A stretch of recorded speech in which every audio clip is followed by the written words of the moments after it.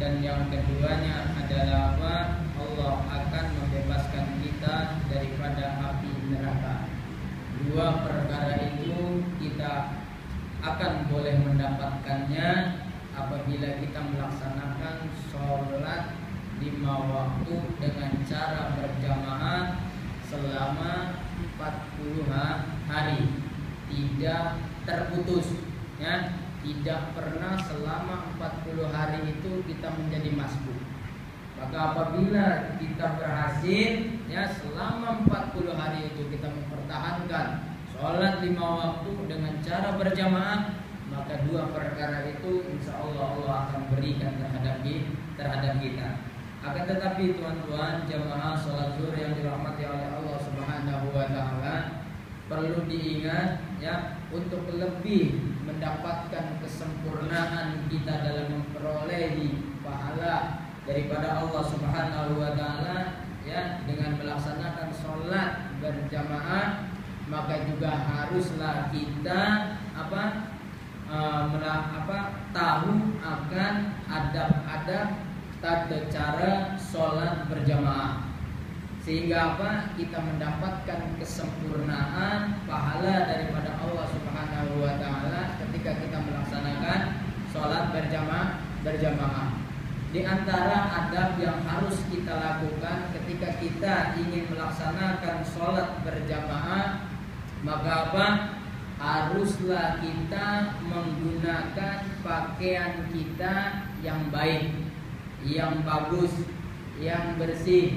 Itu hindarkan, ya, kita melaksanakan sholat berjamaah menggunakan t-shirt yang ada bertuliskan sesuatu yang tidak ada manfaatnya apa-apa. Maka dikhawatirkan ketika kita sholat berjamaah mengganggu kekhusyuan, ya, jamaah yang lainnya. Inilah yang harus kita hindari. Maka ketika kita ingin melaksanakan sholat berjamaah, haruslah memperhatikan pakaian yang kita pakai. Jangan sampai pakaian kita mengganggu pada jamaah yang lain, sehingga merubah kekhusyuan. Jadi ini yang harus kita perhatikan. Jadi pakaian kita haruslah smart, bersih, dan juga dalam keadaan wangi, ya. Ini ada perintahnya di dalam surah Al-A'raf, ya, ayat 31, ya bani Adam khudhu zinatakum inda kulli masjid. Ya, wahai anak Bani Adam, ya, hiasilah diri kalian ketika kalian berada di masjid ataupun menuju ke masjid. Ini perintahnya ada. Melalui ayat ini kita pahami bahwasannya ketika kita mau menuju masjid atau berada di masjid, haruslah kita dalam keadaan bersih.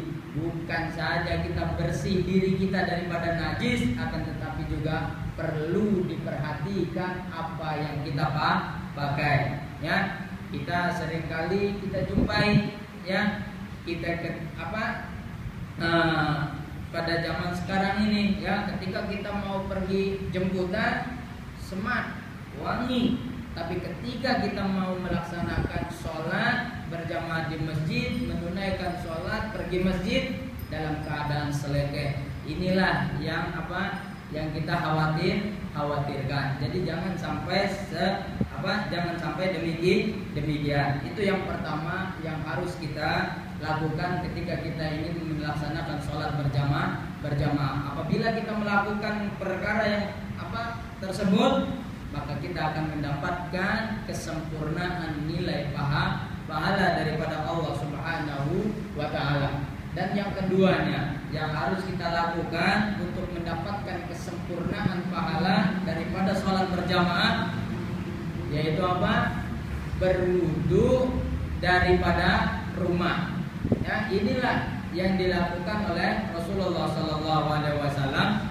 Kata Rasulullah SAW, barang siapa yang berwudu, ya, mengambil wudu daripada rumahnya untuk menuju ke masjid, maka 2 langkah yang ia lakukan akan mendapatkan perhitungan daripada Allah Subhanahu wa taala. Langkah kaki yang pertama, Allah akan bagikan ampunan daripada dosa. Dan yang keduanya apa? Langkah kaki yang keduanya, Allah akan bagi apa? Darjat. Nah, inilah salah satu manfaat apabila kita mengambil mengambil air wudhu ya daripada rumah lagi. Kalau dari tempat kerja, kalau ada tempat wudhu kita ambil wudhu daripada tempat kerja, karena itu tadi Allah akan memperkirakan ya setiap langkah kaki kita. Yang pertama yaitu tadi Allah akan menghapus dosa, dan juga yang keduanya Allah akan mengangkat darjat kita. Dan yang ketiganya yang harus kita lakukan untuk mendapatkan kesempurnaan sholat berjamaah adalah ucapkan doa ketika kita keluar daripada rumah dan mau menuju masjid.